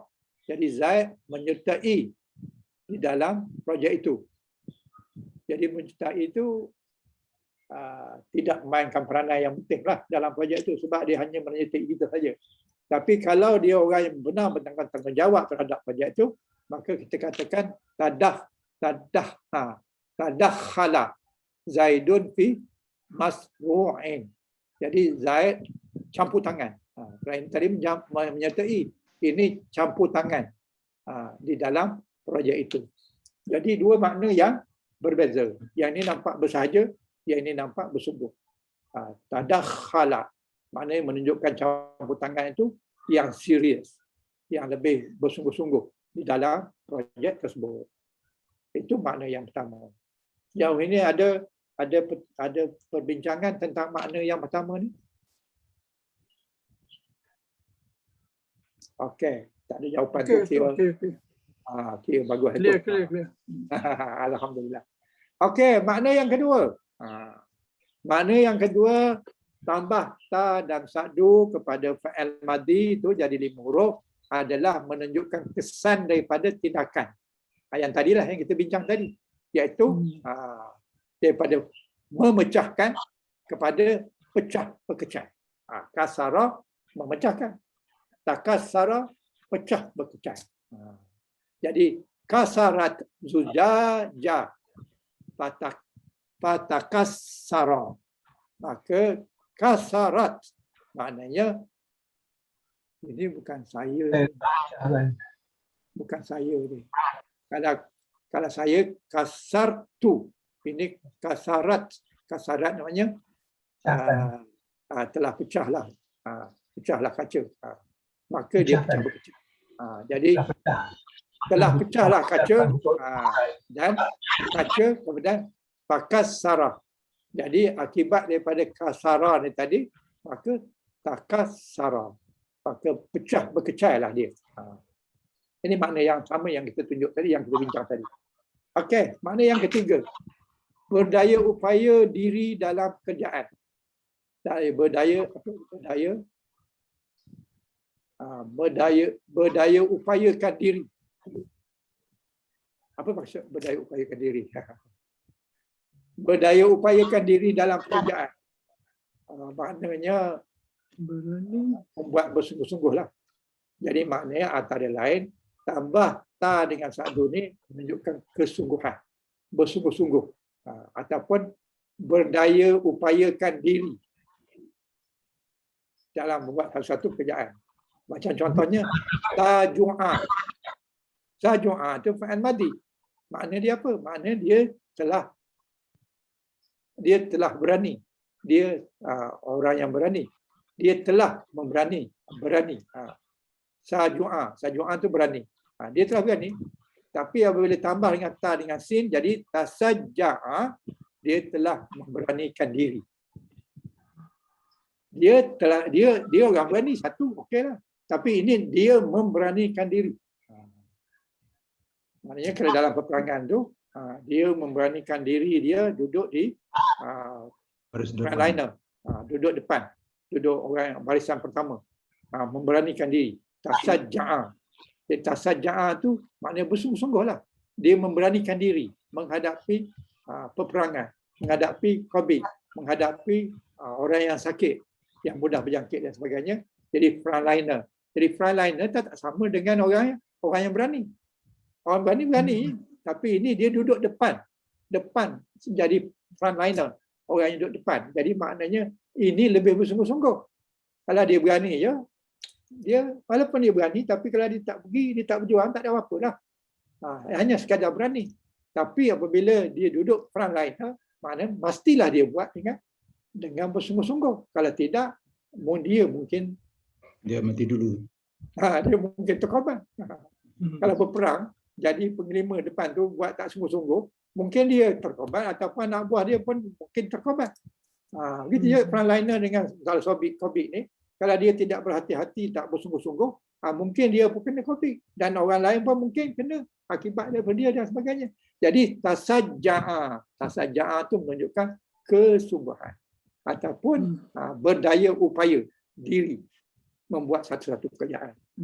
Jadi di sini. Assalamualaikum Ustaz. Waalaikumsalam. Silakan. Saya minta bertanya tentang huruf nombor 2 itu menunjukkan kesan daripada tindakan. Kasara. Lepas tu ayat tu kasar tu. Ada. Okey. Boleh tukar ayat tu. Kalau nak tukar ayat tu, kita tukar kat sini. Okey, nanti saya tukarkan supaya jangan mengelirukan. Okey. Ayat di sini kenalah matikan. Matikan. Sorry. Sorry. Sekejap. Jadi sini kita matikan. Kemudian sini kita dhammahkan. Jadi kita dapat kasar tu. Apa makna dia tu macam mana tu? Kasar tu makna saya pecahkan. Saya telah memecahkan. Tu maknanya dhamma. Tu makna saya. Fa'il madhi disambung dengan ta berbaris dhamma menunjukkan saya. Fa'al tu maknanya saya telah buat. Fa'alna kami telah buat. Fa'al ta kamu telah buat. Fa'al ti perempuan telah buat. Jadi ini menunjukkan saya. Jadi kasar tu. Anak lah. Menunjukkan kasar tu maknanya saya. Saya telah pecahkan kaca. Maka kaca itu pecah berkecai. Jadi kasar tu zujajah fatakassara. Jadi maka kaca itu pecah berkecai. Tadi kasarat maknanya telah pecahlah dia. Dia tu siapa? Dia tu apa? Zujajah. Zujajah tu adalah kaca. Kaca ni termasuk dalam kataan mu'annas walaupun dia tak ada tembal buta. Jadi zujajah dianggap sebagai mu'annas. Jadi apabila mu'annas maknanya kena kasarat. Kalau dia muzakkar kasara, kalau mu'annas kasarat. Kalau kasar tu saya. Saya telah memecahkan kaca. Maka kaca itu pun pecah bercerai berkecai. Okey? Okey. Terima kasih Ustaz. Sama-sama. Okey. Dan makna yang ketiga tadi kita dah bincang dah. Maknanya adalah berupaya di dalam berdaya upaya diri dalam kerjaan. Kemudian makna berikutnya adalah asal bentuk fa'il tetapi bermaksud maf'ul. Asal dia adalah fa'il madhi tapi bermaksud maf'ul. Maf'ul maknanya orang yang kena atau mangsa lah maf'ul. Asalnya madhi tapi bermaksud maf'ul. Sebagai contoh di sini bana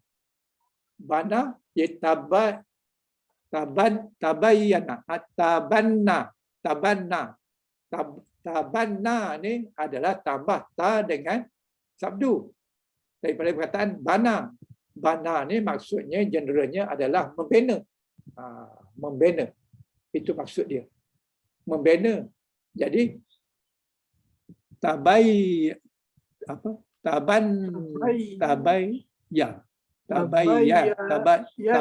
tabanaitu Yusuf.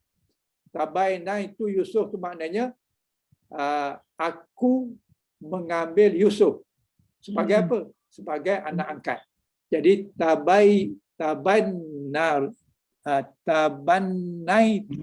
tabanaitu adalah menjadikan daripada bana, tabaina maknanya menjadikan anak angkat. Anak angkat siapa? Yusuf tu sebagai anak angkat. Jadi tabatu tu adalah saya, manakala saya tu sebagai pelaku, Yusuf tu sebagai maf'ulun bih. Jadi tabazaitu.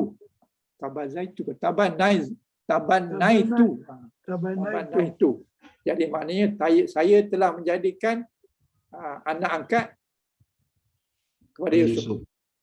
Jadi telah menjadikan anak angkat. Sudah menjadikan Yusuf itu sebagai anak angkat. Tapi bana ni ada dua maksud. Kalau tuan tengok dalam kamus ada dua maksud. Maksud yang popularnya membina lah. Maksud yang ini tak popular lah. Tapi hanya sekadar maklumat, maknanya begitulah. Kemudian yang kelima, menunjukkan keengganan. Dengan tambah dia punya ta dengan hamzah menunjukkan keengganan. Iaitu katananya zama. Zama ni maknanya mencela, membuli, mengata, memburukkan. Itu zama. Jadi tambah dengan ta dengan sabdu jadi tazammama. Jadi sabdu ni min sabdu ni dah ada dua min. Tambah lagi satu jadi tiga lah. Jadi tazammama. Tazammama tu maknanya menjauhi malu. Mengelakkan malu. Dia berkata zama mencela. Kemudian bila tambah dengan ta dengan sabdu jadi tazammama. Tazammama tu sudah membawa maksud menjauhi malu ataupun menunjukkan keengganan. Sebagai contoh di sini tazammama Zaidun. Maknanya Zaid menghindari malu. Dia mengelakkan malu. Dia enggan nak jadi malu. Dia enggan nak jadi tercela. Jadi tindakan itu menjauhkan kecelaan. Jadi tazammama Zaidun maknanya Zaid menjauhkan diri daripada terkena celaan. Jadi daripada zama pada tazama, daripada zama maknanya mencela, tazama maknanya menjauhkan ataupun menunjukkan keengganan. Maknanya dia menjauhkan supaya dia tak kena tercela, menjauhkan daripada fitnah. Supaya dijauhkan daripada tercela. Jadi menunjukkan keengganan. Ada dalam Quran kataan yang macam ni, ada dalam Quran yang menunjukkan keengganan tu. Maknanya di antara makna ta dengan sa'du tadi, di samping yang 4 tadi, yang kelima adalah menjauhkan menunjukkan keengganan. Dalam contoh ini menjauhkan daripada kena cela. Menjauhkan daripada fitnah. Itu maknanya menjauhkan daripada tercela. Kemudian yang keenam, kita ada berapa? Kita ada 8. Ada 8. Yang keenam. Yang keenam adalah menjadi. Menjadi. Jadi ayaman makna ayaman ni 4 huruf. Tambah sabdu. Asalnya ayama. Ayama itu maknanya nak sebut janda lah. Ayaman tu menjandakan ataupun menceraikan. Dia telah menjadikan janda perempuan itu jadi ta'ayyama. Ta'ayyama tu maknanya dia sudah menjadikan perempuan itu jadi janda. Jadi pada menjandakan jadi menjadi janda.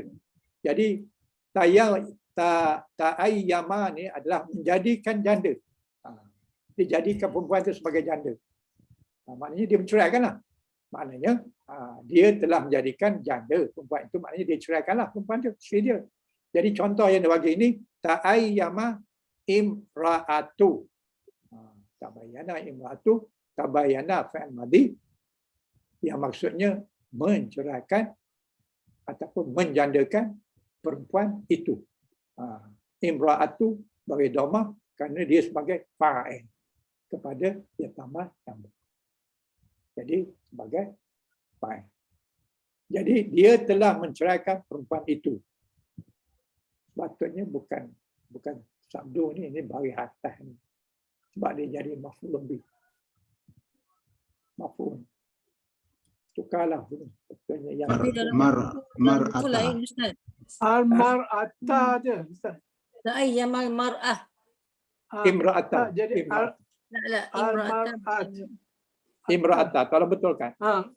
Ta'ayyamal mar'ah. Mar'ata. Mar'ata. mar'ata. Imra'ata. La. Ta'ayyamal mar'ata. Yang itu Dalam belum buku. dibetulkan. Berarti kalau Imra'ata. Yang itu belum dibetulkan. Il-mar'ata. Yang betulnya imra'atan. Betul. Imra'ata bukan imra'atan. Imra'atan. Itu yang betulnya. Kalau yang tadi belum dibetulkan. Ada kesilapan typing di situ. Imra'ata. Imra'ata. Perempuan itu. Imrah. Perempuan itu. Jadi ta'ayyama fa'il dia adalah huwa. Huwa dia adalah saya, dia laki-laki. Imra'ata adalah maf'ulun bih. Maf'ulun bih kepada perkataan orang yang diceraikan. Maf'ulun bih ni maknanya orang yang diceraikan. Maknanya dia telah menjadikan janda perempuan itu. Jadi perempuan itu adalah maf'ulun bih dia. Menjadikan, maknanya dia buat benda lain. Menjadikan. Okey. Kemudian yang ke-7, menunjukkan pekerjaan terjadi satu demi satu. Ini nombor 6 menjadi janda. Yang ini pula nombor 7 ni menunjukkan pekerjaan terjadi satu demi satu. Contohnya macam jara'a. Jara'a itu maknanya dia menegur. Go Tuhan. Jadi apabila tajarra'a maknanya dia menegur, dia minum air setegur, bismillahirrahmanirrahim, guat sekali. Letak cawan terjauh daripada nafas dia. Lepas itu bismillahirrahmanirrahim, guat sekali. Alhamdulillah, itu dijauhkan. Lepas itu minum lagi sekali, bismillahirrahmanirrahim, guat sekali. Lepas itu dijauhkan daripada pernafasan dia. Itu yang diajarkan oleh Islam. Jadi minum air ini seteguk. Siapa yang minum air bismillahirrahmanirrahim, minum, lepas itu alhamdulillah, Lepas tu kali yang kedua Bismillahirrahmanirrahim. Lepas tu Alhamdulillah. Lepas tu Bismillahirrahmanirrahim. Sudah deguk tu, Alhamdulillah jauhkan bekas air tadi daripada pernafasan. Jadi siapa yang melakukan minum air macam tu, maka Tuhan jamin selagi mana air itu ada di dalam badannya, maka dia dielakkan daripada disentuh oleh api neraka. Besar tuan-tuan faedahnya. Faedahnya kita minum air seteguk-seteguk ni. Minum sekali, bismillah dulu, lepas tu minum. Lepas minum seteguk, lepas tu kita jauhkan. Supaya air itu fresh. Jangan ada kekotoran daripada napas kita. Kalau kita minum gok-gok gini, itu maknanya ketika kita minum gok-gok tu, napas kita bersama-sama masuk dalam air dan masuk dalam perut kita balik. Jadi benda tu dah jadi cemar. Jadi mengelakkan daripada cemar, minum setegak, alih. Lepas tu Alhamdulillah. Minum lagi, Bismillahirrahmanirrahim, setegak, lepas tu alih. Alhamdulillah. Dan sekali lagi, setegak dan Alhamdulillah.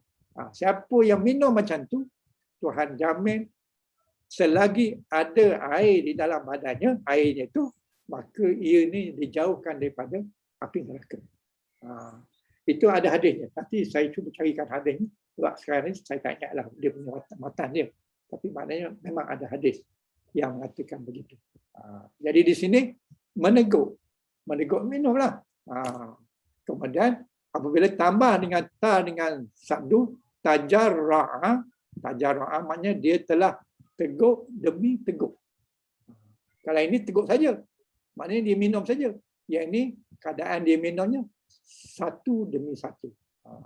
Jadi tajarra'a Zaidan, maknanya Zaid telah minum seteguk demi seteguk. Itulah makna tambah dengan sabdu. Okey, itu makna yang ketujuh. Makna yang ke-8, makna yang terakhir. Makna yang terakhir ini adalah berlaku sesuatu dengan segera. Berlaku sesuatu dengan segera. Macam kataan asalnya ajilah. Ajilah tu maknanya dia telah gopoh. Kalau ajala, dia mensegerakan atau mempercepatkan. Ini kata tambah sabdu saja. Tapi bertambah ta'ajala maknanya berlaku dengan segera. Berlaku dengan sekelip mata. Jadi di sini bermaksud ta'ajala say'a. Maksudnya dia terjadi sesuatu dengan segera. Maknanya terjadi dengan segera sesuatu benda itu. Sesuatu itu berlaku dengan segera. Sebagai contoh macam kiamat. Kiamat ini berlaku hanya sekelip mata. Bukannya proses lama. Tangkap sekali, habis cerita. Dimulakan dengan langit runtuh dulu. Sebelum tu adalah tanda-tanda dia. Tanda-tanda dia itu tanda belum kiamat lagi. Tapi kiamat itu berlaku dengan segera. Tak sempat dah. Kalau baru-baru nak minta ampun tu dah tak sempat dah. Bila berlaku kiamat tu dah tak sempat minta ampun dah. Kerana dia berlaku dengan segera. Tetapi dia beri tanda awal-awal. Tandanya sebagai contoh matahari terbit daripada barat. Dan turunnya Nabi Isa sebagai contoh. Keluarnya Dajjal, keluarnya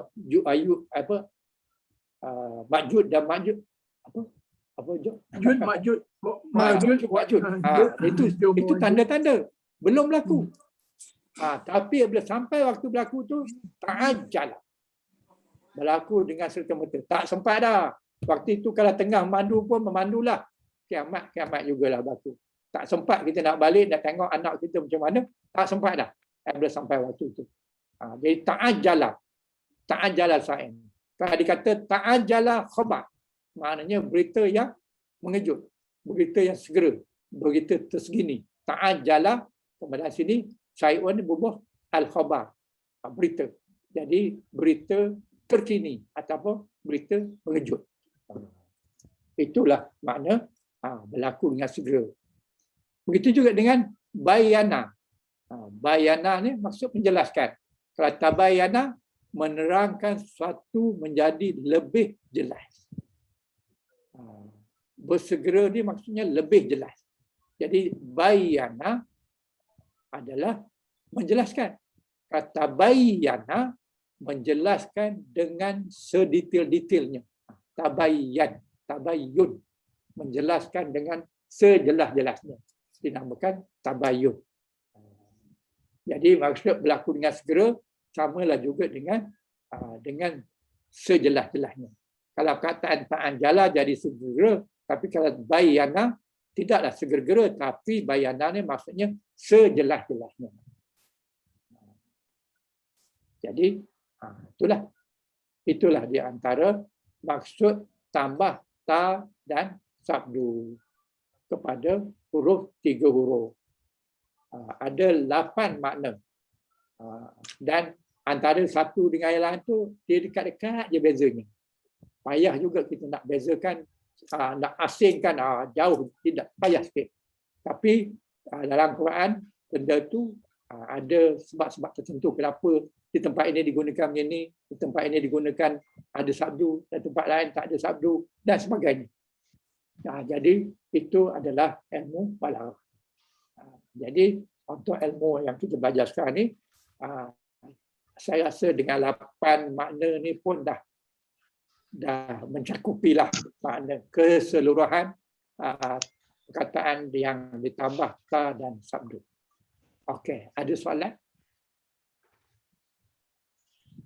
Ada apa-apa perbincangan? Assalamualaikum Ustaz.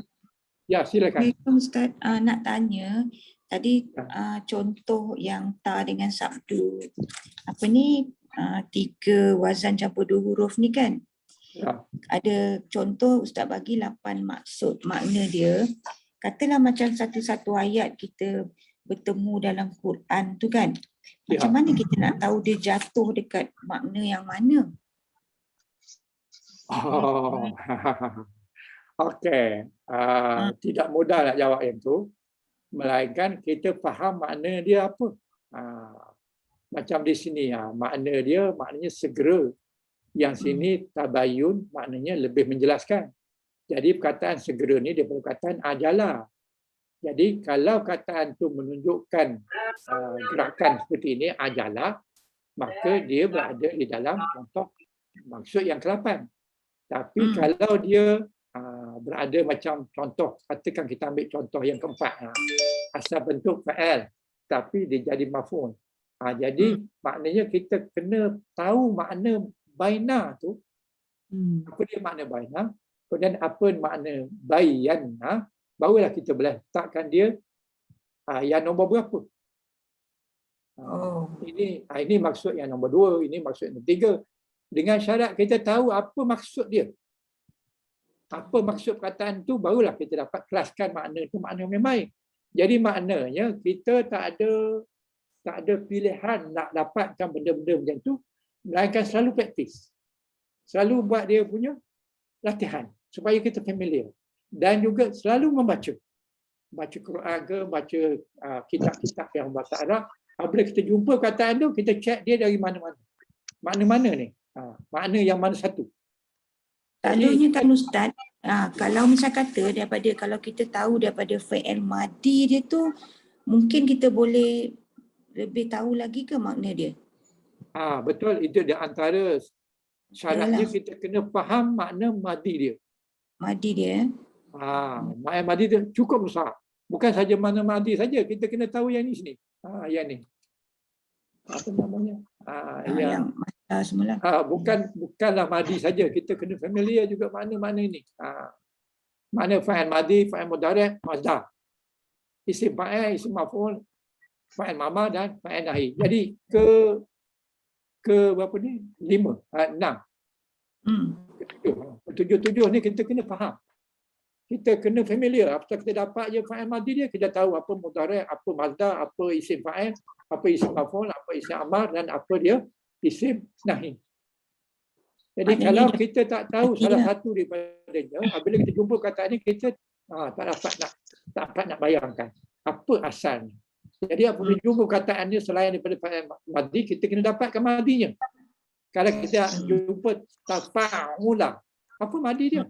Kita kena tahu apa madi dia. Apabila dah tahu madi, barulah madi itu kita tahu makna. Maknanya kita kena tahu makna madi. Bila kita tahu makna madi, barulah kita tahu makna yang berikutnya. Itu pun ada banyak Jadi, makna dia kan, mandi tu. Betul. Jadi oleh kerana itu kita kena selalu baca Quran. Masa jumpa ayat-ayat apa benda-benda yang macam ni, kena tengok. Ini ain dia bagi dhammah. Ain dhammah ni maknanya mesti asal dia adalah tambah ta dengan sambah sabdu. Jadi makna dia sudah jadi akibat daripada perkataan yang tak ada tambah ta. Maknanya kalau fa'ala. Jadi kalau tafa'ala adalah akibat daripada perkataan fa'ala. Bila kita akibat itu daripada fa'ala, kita kena tahu makna fa'ala. Nak tahu makna fa'ala, kita kena tahu makna fa'ala. Jadi fa'ala, yatafa'ala. Jadi daripada fa'ala kita tahu makna dan kita dapat makna pula. Fa'ala tambah satu sabdu. Kadang kita tahu pula bila tambah tafa'ala, jadi kita dapatlah makna dia. Jadi sebab itu yang ni kena hafal ni, mazhar ni. Mazhar ni kena hafal. Kalau kita tambah ta dengan ain sabdu, ain dia beri dhammah. Kalau tambah dengan ta dengan alif, ain dia bagi dhammah. Macam yang kita tadi bincang tadi. Aku confuse dengan yang alif yang ta tu lah. Ta tambah sabdu, maka dia punya mudhari' dia tambah ain. Ta tambah alif, mudhari' dia juga tambah ain. Jadi yang itu kita tak boleh larilah. Kita tak ada banyak pilihan lah. Kita kena familiar. Kita kena, kalau tak boleh hafal pun at least kita boleh tahulah asal dia mana. Bila kita jumpa satu kataan seperti di sini, kita tahu mana asal dia. Bila dapat asal dia, kita dapat madi dia. Bila dapat madi, kita kena tahu makna madi tu. Kalau tak tahu, gunakan kamus, cari apa makna madi.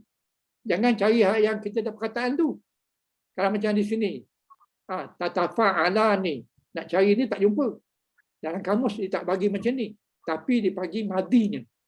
Jadi daripada madinya kita dapat makna madi, maka kita boleh gunakan wazan ni untuk memberikan makna-makna dia yang tepat, insya-Allah. Okey, terima kasih Ustaz. Okey, sama. Ada lagi soalan? Ada lagi soalan?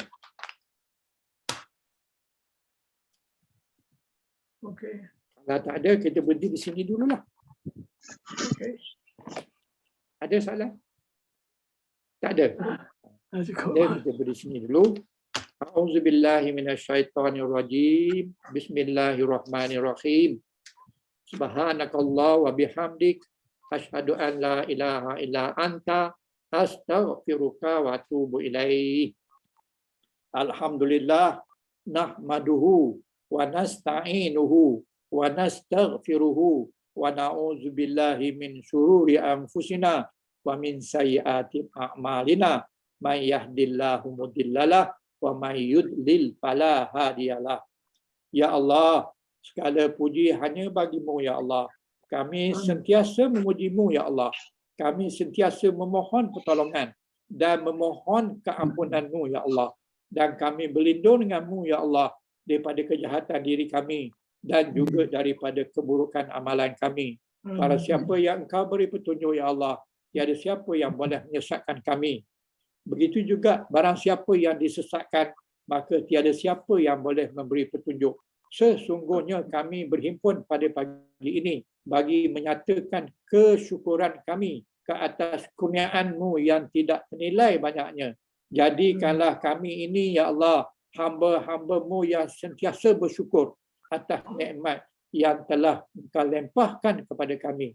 Ya Allah, Ya Rahman, Ya Rahim, Ya Ghafur, Ya Karim.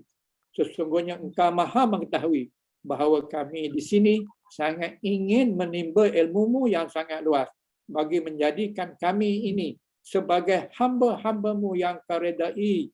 Justru itu, berkatilah dan rahmatilah perhimpunan kami ini. Kurniakanlah pada kami ilmu-ilmu-Mu. Sinarilah hati-hati kami ini dengan cahaya dan hidayah-Mu. Semoga dengannya kami mudah menerima, mudah menghayati, mudah memahami, serta mudah mengamalkan ilmu-ilmu yang telah Engkau kurniakan pada kami.